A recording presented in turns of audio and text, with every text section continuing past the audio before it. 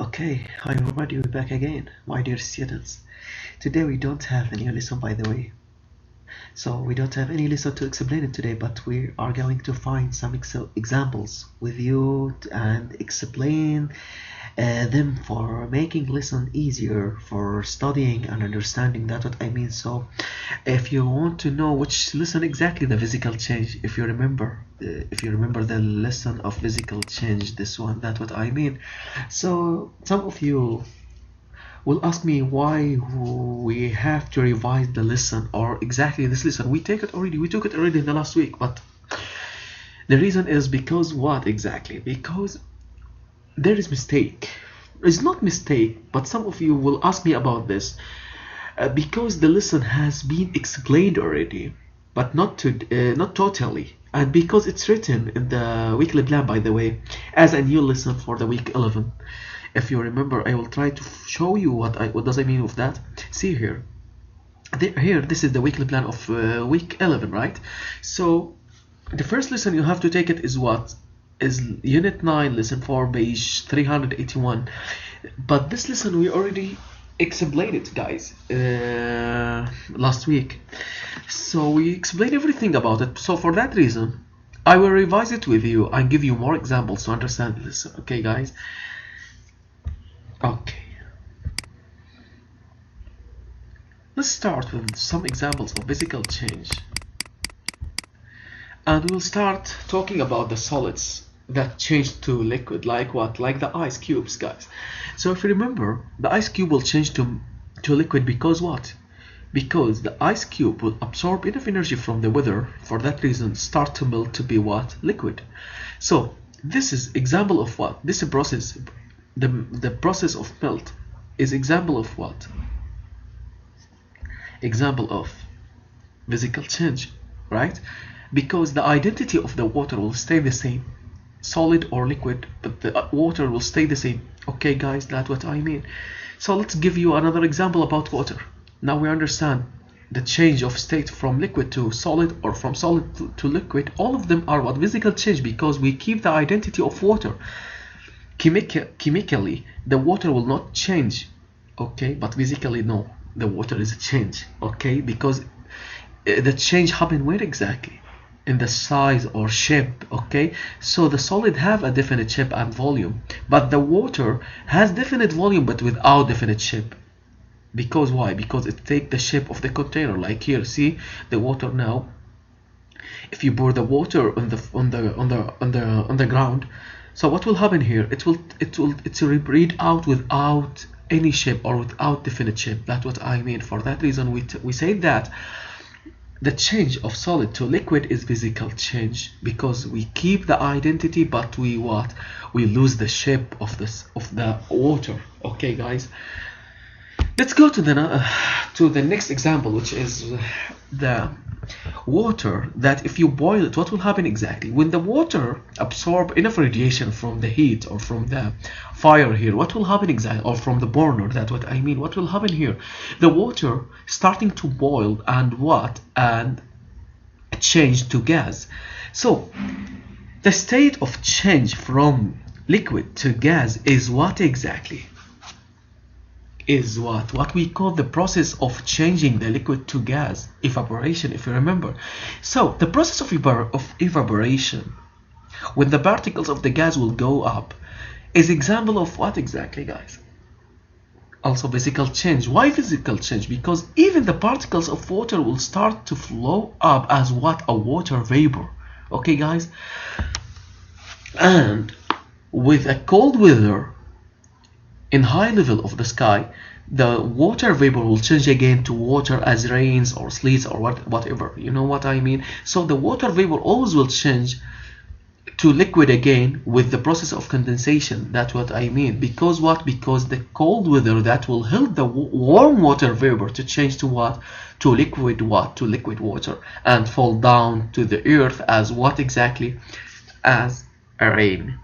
Okay, That's what I mean. So this is example of what? Of physical change, because it's a change from water, from liquid to gas, but the identity will stay the same, guys. By the way, the water will stay water. There is no different water vapor or water or liquid water.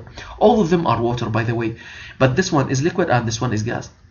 But they keep the same identity. That's what I mean. Or they didn't change. So for example, if I boil the water, it will produce something like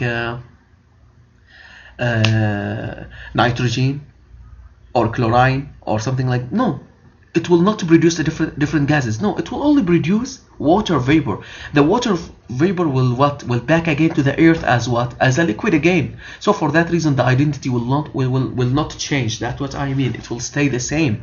Because what? Because the identity of the physical change will stay the same. Okay guys, so water, if you melt it, or from solid to liquid, and from liquid to gas, all of these processes are example of what? Of physical change. Let's give you another example also, that you do it always sometimes, guys.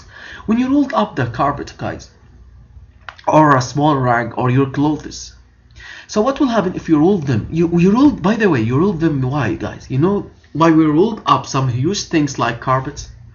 Because what exactly?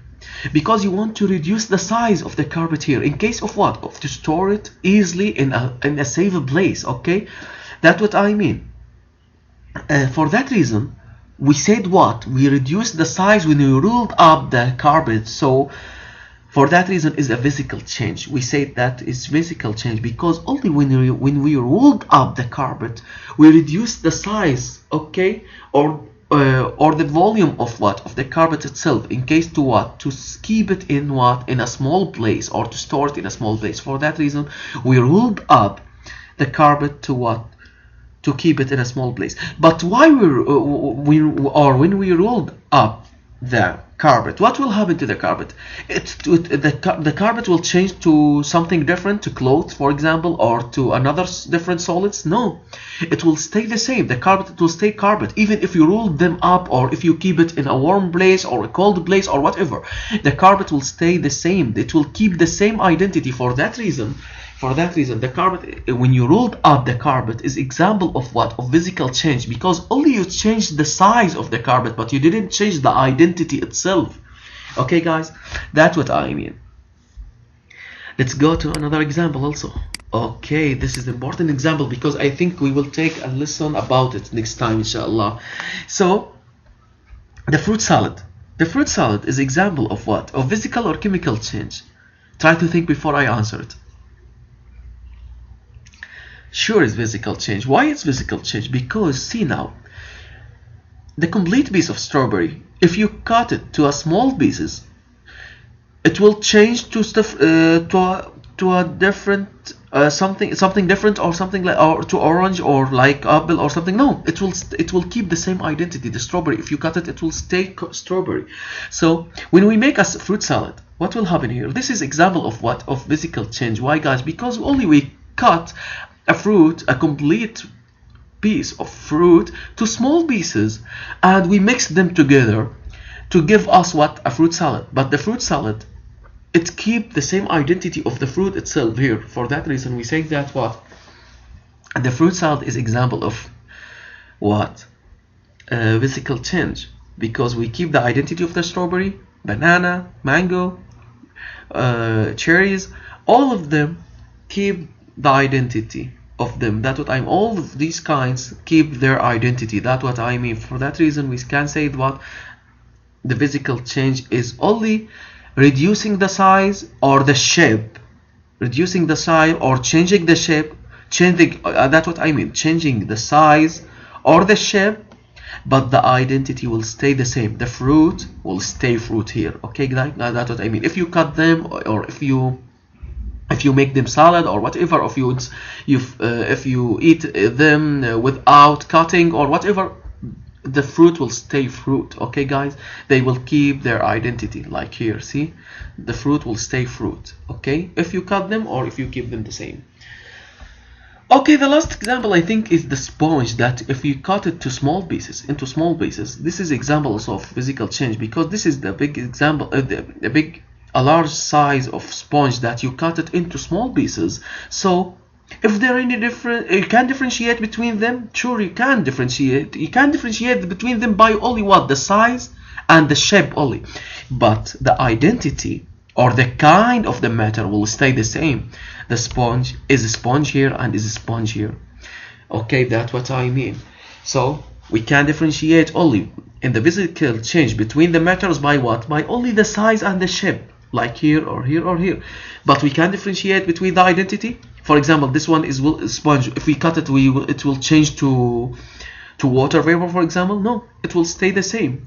The sponge will stay here sponge, and also it will keep the identity of itself here also to as a sponge. Okay, guys, I think this is some examples of about our lesson. I think our lesson is so easy, and I think all of you understand the lesson. Thank you so much, and see you.